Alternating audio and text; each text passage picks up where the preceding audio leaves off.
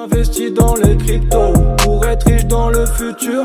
Paire de couilles dans le futal, ainsi soit-il. Mon bitcoin et mon couteau.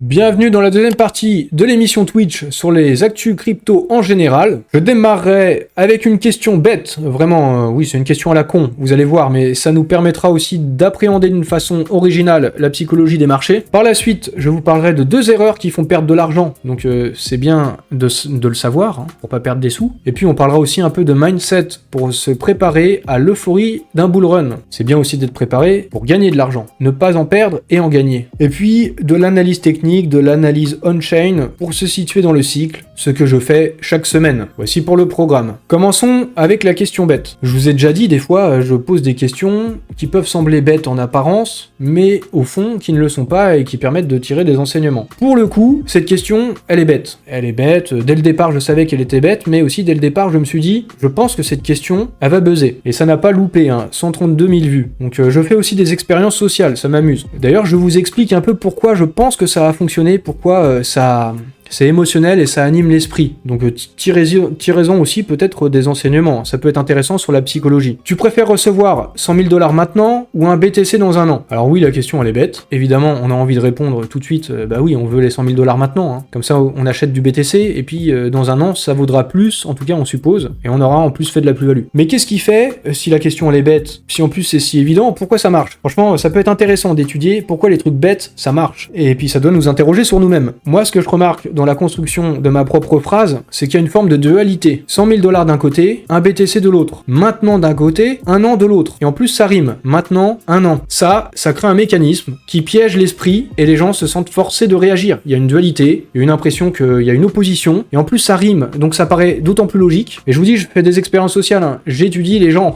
Moi, ça m'amuse de faire ça en étant sur les réseaux sociaux. Et puis en même temps, j'entertain, je divertis. Mais essayons d'aller au-delà de la question conne. J'essaye d'en tirer des enseignements. D'abord, le premier enseignement, c'est qu'une question bête, ça génère plus d'engagement et d'attention que les vrais enseignements, que les vraies choses utiles. Qu'est-ce qu'il faut en conclure? Je pense que faut en conclure des choses des gens et de leur psychologie. Alors, j'ai posé une question bête, comme je vous disais, dès le départ, je savais que ce serait viral. Tu préfères recevoir 100 000 $ maintenant ou un BTC dans un an? La réponse, elle semble évidente pour toutes les personnes qui s'y connaissent un tant soit peu en crypto, connaissent cet écosystème, qui connaissent la cyclicité, mais si on se met dans la peau d'un néophyte, la réflexion, elle est tout autre. L'angle de vue, c'est pas le même. Pour vous et moi, il est clair que le prix de BTC a de fortes chances de s'apprécier. Il est clair qu'avec 100 000 $ maintenant, on peut acheter du BTC maintenant.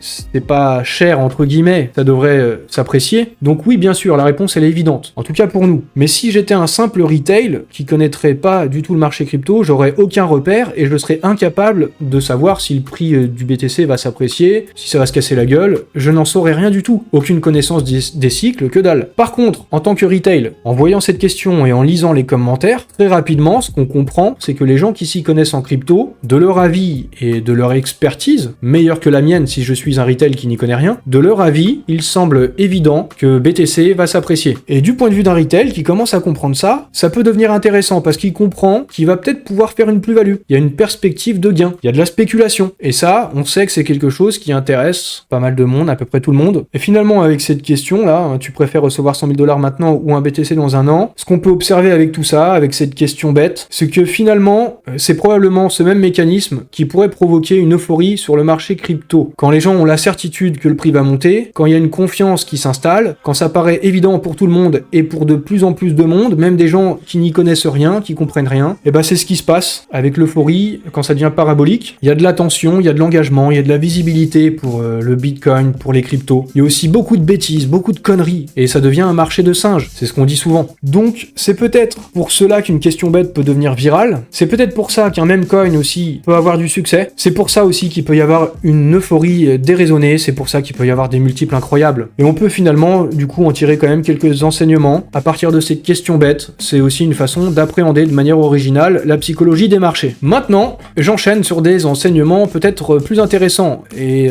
j'arrête avec les questions bêtes. En tout cas, sur cette émission. J'en ferai sûrement d'autres sur X, en tout cas des questions bêtes d'apparence. transparence et toujours en essayant le plus possible d'en tirer des enseignements. Mais déjà, peut-être un autre enseignement. L'année dernière, j'avais fait ce tweet, là, on était le 23 août, donc il y a quasiment un an. Et à ce moment-là, il y avait pas mal de gens qui commençaient à se dire qu'on reverrait pas de bull run, que c'était fini, finito. On était à un niveau de peur assez important. Mais ce qui s'est passé par la suite, presque immédiatement après, regardez la flèche rouge là, on était le 21 août, donc sur cette période-là, et très peu de temps après, finalement ça a pump. Une hausse de 6 mois, le BTC a fait presque x3. À ce moment-là, il y a un an, on était à peu près sur les mêmes niveaux de peur qu'actuellement. Regardez le Crypto Fear Index. En août-septembre l'année dernière, on était sur les niveaux orange, plus ou moins sur du 25-30 pour l'indice Fear in Greed. Et actuellement, on est sur les mêmes niveaux. Là, en fait, c'est à ce niveau-là, c'est jaune, mais c'est descendu. On est allé sur du 17, sur du 25 ces derniers temps, c'est par là à peu près. Du coup, on est revenu sur les mêmes niveaux de peur en fait qu'il y a un an. Du coup, question, est-ce que c'est de bon augure ou pas, vu ce qui s'était passé il y a un an, vu la hausse qui s'en était suivie? Bon, bah, généralement, hein, si on suit encore la psychologie des marchés, c'est possible qu'effectivement, c'est possible qu'il se passe la même chose. C'est possible qu'il y ait une hausse du BTC. Là, peut-être, je sais pas quand exactement. Mais en tout cas, on repasse par les mêmes phases de peur. Essayons d'en tirer des enseignements et on verra si ça se vérifiera. Maintenant, du mindset, un petit peu de mindset sur l'euphorie des bull runs. Alors, en ce moment, je sais, ça peut être dur. Il y a du désespoir, il y a du désintérêt, parce qu'il y a eu beaucoup de souffrance, les wallets qui ont pris cher et tout ça, les prix qui sont bas. Oui, ça fait mal. Mais c'est pas ça le pire. Ça, aujourd'hui, ce qu'on vit actuellement, en fait, c'est facile. Il suffit de pas regarder, faire autre chose, ou alors continuer un petit DCA, et puis voilà, finalement, ça c'est simple. Mais le pire, ce sera demain, enfin, entre guillemets, hein. Ne prenez pas tout au premier degré, ça va pas pump demain. Mais peut-être après-demain, prenez ça au troisième degré alors. Les profits, les multiples, l'euphorie, c'est pas facile à gérer. Quand votre wallet a peut-être déjà fait x10, et que vous vous dites que si vous attendez encore un peu, vous pourrez peut-être même faire x30. Et faire x30 au lieu de x10, ça pourrait d'autant plus changer complètement votre vie. Donc vous avez cette perspective. Surtout quand vous avez vécu ça, vous savez, vos cryptos, un jour, elles ont fait plus 20% peut-être. Le lendemain, elles vont faire plus 30%. Le surlendemain, elles vont faire plus 15%. Et le surlendemain, elles vont faire plus 50%. Et puis je sais pas, sur une semaine, ça peut faire x2, x3, x5. Et ben même après ça, ça peut encore faire x10. Enfin voilà, il y a vraiment des dingueries qui se passent. Et c'est vraiment difficile de vendre. Donc je vous dis, le plus dur, c'est pas maintenant. Ce sera pendant l'euphorie du bull run. Quand il y a des ICO de partout, des launchpads, des x100. Quand tout semble facile. Quand à tous les coups, on gagne en fait. Et puis il y aura de nouveaux narratifs peut-être. Des hypes qui vont se multiplier. On va courir à droite et à gauche. Il va y avoir des stars d'Hollywood ou des chanteurs qui vont faire de la pub pour des exchanges, ce genre de choses. Tout le monde va se mettre à parler de crypto dans les soirées, chez votre commerçant, chez le coiffeur, dans la rue, dans les transports, vous en entendrez parler. Et le plus dur à ce moment-là, ce sera de se retirer du marché, ne pas suivre les masses, essayer de couper le petit signal qui vous dit attends encore un peu, allez, encore un jour ou deux, et tu vas gagner encore plus. Et il faudra prendre ses profits, ce sera vraiment dur. Ne pas attendre d'en avoir toujours plus, parce que ça, c'est la grosse tentation. Aujourd'hui, c'est dur à imaginer, on est encore dans le pessimisme, on doute de l'avenir, mais voilà, souvenez-vous de ça, gardez ça à l'esprit, faut vous y préparer, faut le visualiser, hein. Et puis, bah voilà, j'espère que vous serez prêts le moment venu. En tout cas, pour essayer de perdre de l'argent, il faut aussi se poser des questions. Si vous avez un peu d'expérience déjà sur le marché, et bah essayez d'en tirer profit. Donc je vous ai posé cette question, ça aussi ça peut paraître des fois des questions bêtes, hein. Si vous pouviez retourner dans le passé, qu'est-ce que vous changeriez dans votre parcours crypto? C'est pas juste de l'engagement de farming, hein, même si ça engage, hein, ce genre de questions. Mais ce qui peut être intéressant, et c'est un truc qui est souvent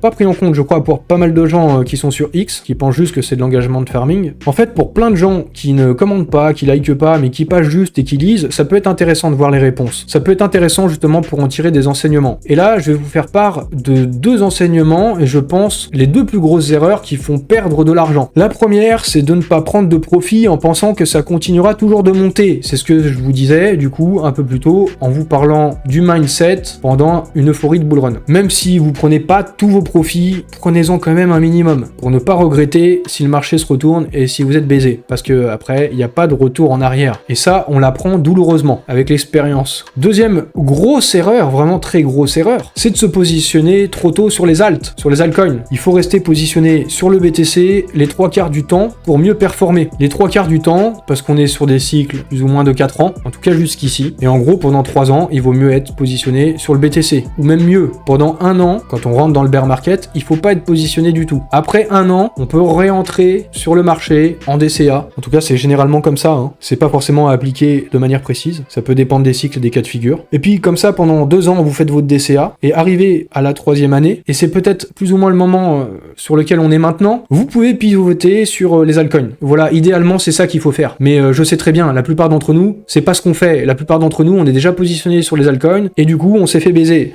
On a pris cher. Et voilà, bon, ces derniers temps, vous le savez. Vous l'avez bien vu sur vos wallets. Donc voilà, les 2 leçons à retenir. Je pense que vous serez d'accord si vous êtes sur le marché crypto depuis plusieurs années. Ça évite de perdre de l'argent, et puis voilà, au mieux, il faut quand même aussi essayer d'en gagner en prenant ses profits. Maintenant, je passe à de l'analyse on-chain d'abord sur Ethereum. Il y a de l'accumulation sur le TH. Après le récent dip, les adresses détenant entre 10 et 10 000 ETH et entre 10 000 et 100 000 ETH, on n'est pas sur les mêmes rapports là, hein. Eh bien en tout cas, toutes ces adresses, tous ces wallets ont ajouté au total 750 000 ETH. Donc ça c'est de l'accumulation, on voit ça sur le schéma. Regardez en bleu en particulier, parce que bon, non, en orange plutôt, en orange en particulier, les wallets qui ont entre 10 000 et 100 000 Ethers, là c'est les baleines. Donc effectivement, on voit une hausse de l'accumulation. Tant que ça accumule, c'est plutôt bon signe, hein. Tant que ça accumule, c'est qu'on n'est pas dans une phase de distribution, c'est qu'on n'est pas dans la dernière phase du cycle.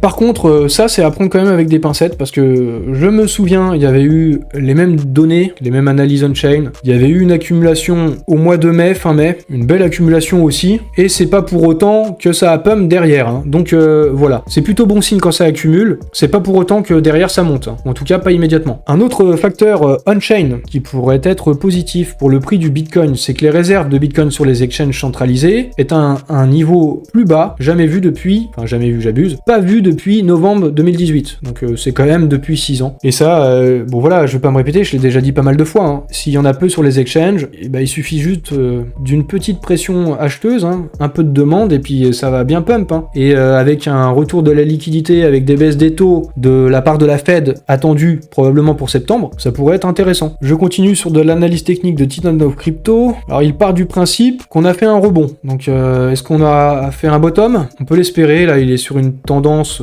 un petit peu de long terme. Bon, ça vaut ce que ça vaut, hein. C'est pas forcément hyper fiable, hein. Mais il pense en tout cas que lui que c'est un rebond, qu'a priori on devrait aller vers le haut maintenant, mais le mieux c'est de prendre un peu de recul quand même, à prendre un peu de recul sur du long terme, et il pense toujours, hein, bon c'est un petit peu des enseignements de ces derniers temps, a priori il y a pas mal d'indices qui convergent vers la phase parabolique du cycle. Et donc là vous constatez aussi vous-même, hein, vous voyez les petites pastilles de différentes couleurs, il y a une logique assez compréhensible par tous, on constate aussi à nouveau que les cycles semblent se répéter, pas exactement, mais c'est quand même très proche, et donc là on est sur la 3e phase, là, la petite pastille violette, et puis derrière, hein, généralement, c'est la phase parabolique, donc on prend toujours ça avec des pincettes, n'oubliez pas que c'est sur des temps longs, ça n'empêche pas toujours qu'il puisse y avoir des chutes à court terme, mais c'est quand même bon signe, hein. Quand on prend du recul, vraiment, on est bien là, on est sur un bon moment. Ça va dans le même sens aussi, l'analyse de CryptoCoin, il pense la même chose, on est en train de charger sur la phase parabolique en ce moment. Lui, il parle d'autres indicateurs, d'autres points, là, c'est la moyenne gaussienne, je me fiche un petit peu, hein, des indicateurs, on a toujours 1 milliard d'indicateurs, mais bon,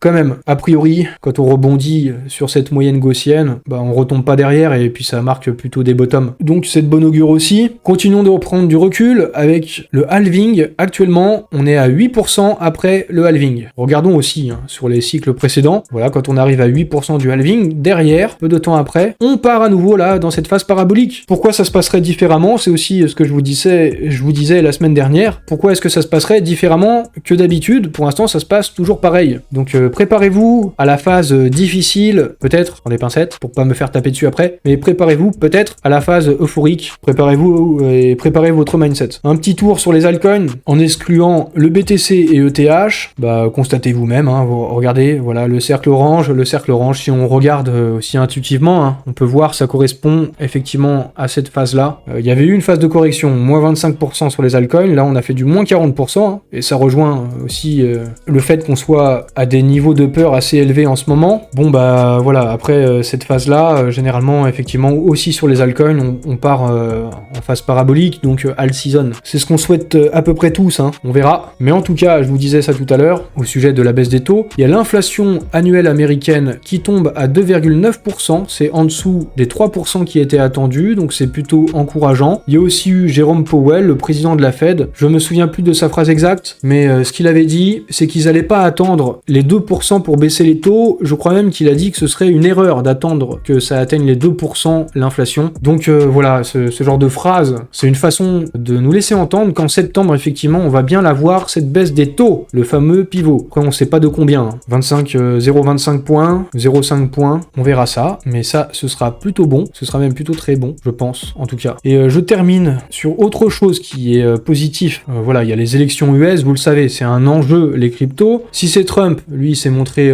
très pro-crypto, donc on peut se dire que s'il est élu président, en tout cas, on peut espérer, s'il tient ses promesses, que les États-Unis prennent une belle orientation crypto, de bon augure pour le marché. Mais du côté de Kamala Harris, a priori aussi, ça pourrait être de bon augure. Du côté des démocrates, vu qu'ils ont bien vu, Trump s'est bien positionné sur le sujet. C'est un sujet important pour les États-Unis. Il y a des dizaines de millions de détenteurs de crypto, donc ça risque d'influencer les votes. Donc il y a des points à prendre pour les élections. Et donc du côté des démocrates, ils ont constitué un groupe au sujet des cryptos, un programme qui s'appelle Crypto for Harris. Vous avez entendu ce formidable accent, ça mérite un like au passage, ou une activation de notification, je poursuis. Et du coup, en fait, voilà, on peut s'attendre en fait à ce que le Parti démocrate change d'orientation finalement par rapport à Biden, et même eux, même si c'est pas Trump, voilà ce qu'il faut retenir, même si c'est pas Trump qui est élu, peu importe qui sera élu, a priori, les États-Unis veulent être leaders sur le marché crypto, même les démocrates. Jonathan Padilla, le PDG de la société marketing Web3, nananana, il fait partie des démocrates organisateurs de ce programme Crypto for Harris. Je continue avec mon accent incroyable. Il a déclaré: les États-Unis doivent continuer à être leaders dans le domaine de la blockchain et des crypto-monnaies. Des groupes comme Crypto for Harris, là ça mérite des likes, travaillent dur pour garantir que les bonnes politiques et les bonnes conversations aient lieu pour garantir ce résultat.